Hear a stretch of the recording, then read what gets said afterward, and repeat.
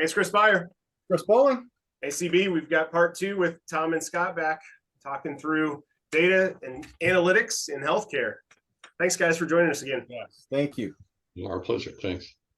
So we finished up last week kind of on the topic of 2020 and coming out of the COVID pandemic, where we saw lack of care because we couldn't go in and see a doctor, pent up demand where claims went way high because everybody finally got back in. And Chris and I have seen with several of our clients now some major claims that shouldn't have been as significant if we would have stayed in care or we would have gotten that diagnosis 2 or 3 years ago.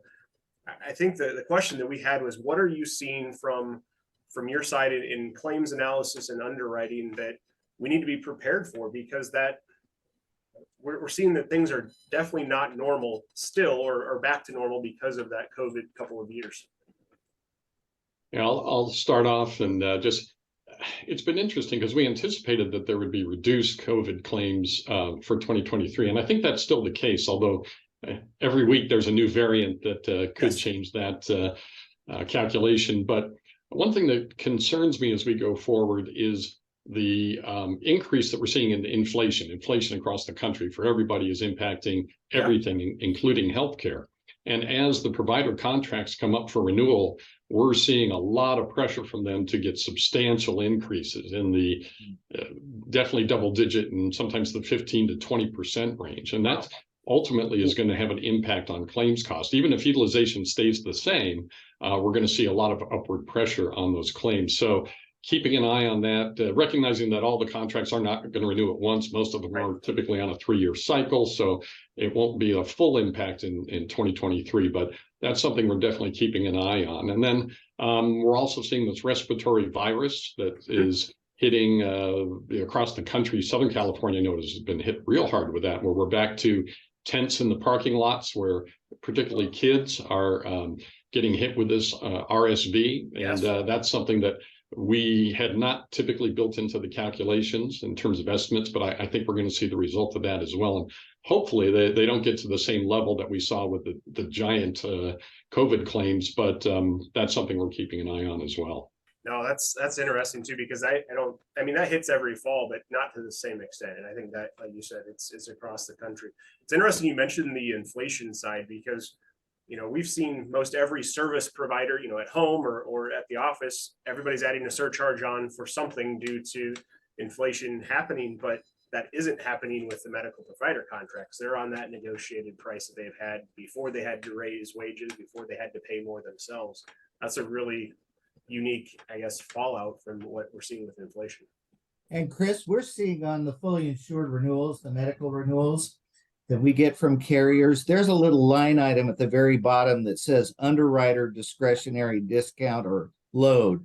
Okay. And they offer oftentimes no explanation for what that is. And so it's like that kind of captures the essence of what you're talking about, which is when in doubt, we're going to load the rates. Part of what Tom and I do is, well, not so fast. Let's talk about this before we go all in. And one of the other trends that Tom and I are seeing, you're seeing it too, is that fully insured carriers are reporting their claims as incurred rather than the way they used to do it. Yes. Which is cash dollars out the door, paid claims. Yes. And what we suspect and what we're pretty confident is that those incurred claims are also loaded. And we would like to do our own math, and we do our own math, calculating beginning and ending reserves. Sometimes our incurred claim loss ratio or figure for a 12-month period is significantly lower than what the carrier is just asking us to accept. Right. Yeah, I remember that Chris moved when we were in the middle of COVID. It was like, wait a second, you told us last year was based on what had happened in the prior. Now you're projecting it's going to be worse going forward. I don't understand, but it did. It just flip-flopped to looking from paid to incurred. That you're proving what we thought was happening without knowing the data. I always love when an underwriter, when you have a low loss ratio, the underwriter will focus on, well, but this is what's coming in the future. If you have a horrible loss ratio, but your future looks good, well, then they only want to focus on the past, and it's like, let's pick, right? Let's pick one. Chris, I've seen that before, which is they tell you need a load or a rate increase because experience is bad. And then when you go and cash the check when claims experience is good, they say, well, you can't expect this to continue. Right. Drives me crazy. Well, that's the valuable insight I think that both of you are bringing, is understanding.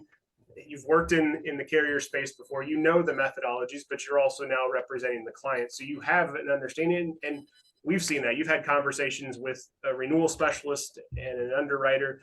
You're speaking their language. We're not just coming in there and trying to bully them with give us a discount on that renewal because we write a lot of business with your firm. It's truly, here's what the client deserves. This is fair. And when it's higher than what they deserve or is lower, we're able to have an honest conversation and just say, this is fair, and provide that to the client, make them feel comfortable. Yeah, I think 2023 renewals or 2024 renewals are going to be interesting in that I suspect the carriers are going to have higher trend. We're seeing stop loss, for example, which is sort of impacted by not only group benefits results, but they're tied in with reinsurance for catastrophic hurricane, everything. Right. We're going to see an upward pressure there. And I do think that overall, this may be a year that even though we have plenty of self-funded cases, we might see more of a push for self-funding if the carriers can't get to a reasonable, fully insured renewal. I think moving to self-funding will maybe make more sense for clients than it has been before. If they've been right on the edge of should we stay or should we go self-funded, should we stay fully insured? I think that we may see more of a push to go self-funded if we can't get the carriers to a reasonable renewal level. That's a good observation. Chris and I have had more conversations, in those strategic meetings, first of the year in 2022 of, you're a smaller organization than what we typically see self-fund, but here's areas where you have no control over your cost.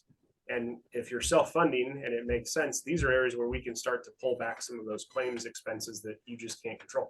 The conversations are changing. I would agree. Yeah. Well, and it seems like to us, a lot of those conversations really have to be dealing around pharmaceutical spend. Is that they're getting hammered in the fully insured market because we all know why. Option.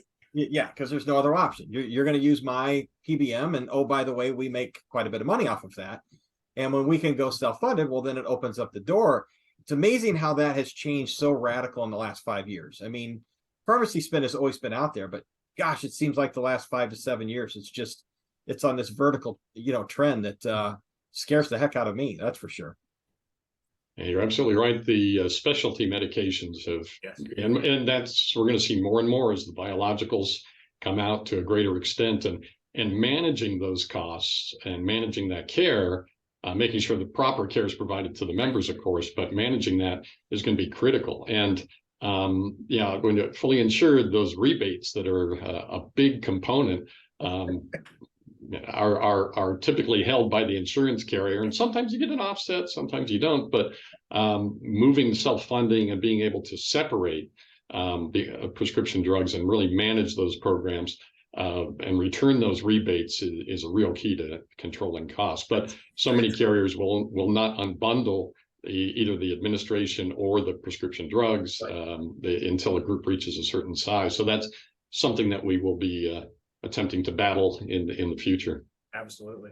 Well, guys, thanks again for your insight. Tom and Scott, we appreciate all the work you're doing for our clients. It's good to have you back in focus today. And I'm sure we'll bring you back again. There's going to be some topics we'll want to address as we move further into 2023. So thank you guys for joining. Thank you both. Thanks for having us. Thank you. Appreciate it. Bye now. Bye.